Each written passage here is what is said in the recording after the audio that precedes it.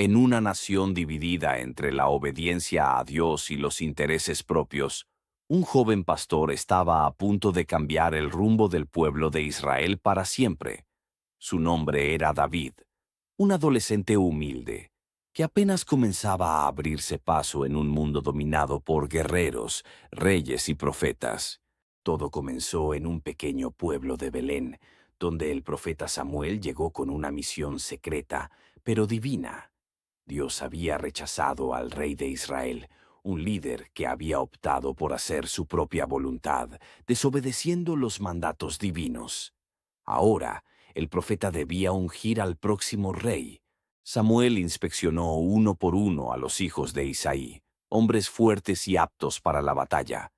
Pero cada vez que uno de ellos atravesaba delante de Samuel, la respuesta de Dios era clara: no es este. Finalmente Isaí mencionó de manera casi casual al menor de sus hijos, David, quien estaba cuidando las ovejas en el campo.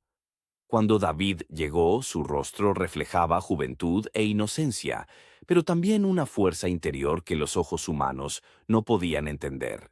Entonces el Señor le habló a Samuel: levántate y úngelo, porque este es. Y allí, en la intimidad de su hogar, el futuro rey fue consagrado, aunque nadie, excepto Dios, sabía lo que estaba por venir. Poco tiempo después, el pueblo de Israel se encontraba frente al ejército filisteo. Día tras día, un gigante llamado Goliat salía al campo de batalla. Su altura era impresionante, su armadura relucía al sol, y cada palabra que salía de su boca estaba cargada de desprecio por Israel y su Dios. Durante 40 días, el ejército de Israel lo miraba, paralizado por el miedo. Fue entonces cuando David, enviado por su padre para llevar provisiones a sus hermanos en el campamento, escuchó los insultos del gigante. Su primer pensamiento no fue de duda, ni de preocupación por su juventud o tamaño. No, lo único que ardía en su corazón era una pregunta: ¿quién es este filisteo incircunciso para que provoque a los ejércitos del Dios viviente? Con una fe firme e inquebrantable, David se presentó ante el rey y se ofreció como el único dispuesto a enfrentar al gigante. Saúl dudó. Después de todo, David no era más que un joven sin experiencia en batalla.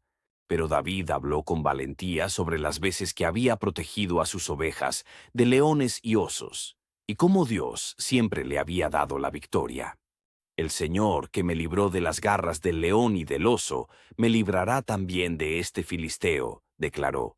Finalmente el rey cedió, pero cuando intentaron vestir a David con armadura, éste la rechazó. No podía luchar con algo que no era suyo. Armado únicamente con su fe, una honda y 5 piedras lisas del arroyo, David avanzó hacia el gigante que lo despreciaba, burlándose de su juventud y armas improvisadas. Pero David respondió con firmeza: tú vienes contra mí con espada, lanza y jabalina, pero yo vengo contra ti en el nombre del Señor de los ejércitos. Hoy el Señor te entregará en mi mano. La batalla fue rápida pero épica. Con un solo movimiento, David lanzó una piedra con su honda, y ésta se incrustó en la frente de Goliat, derribándolo al suelo. En ese momento, el enemigo más temido de Israel cayó no por la fuerza de un hombre, sino por el poder y la fe en Dios. El ejército de Israel, inspirado por este acto de valor, persiguió a los filisteos y obtuvo una gran victoria. No era solo la historia de una batalla ganada, era una declaración de lo que ocurre cuando uno depende totalmente de Dios. David, el joven pastor ungido en secreto, se estaba convirtiendo en el símbolo de una nación que necesitaba regresar a la fe y la obediencia.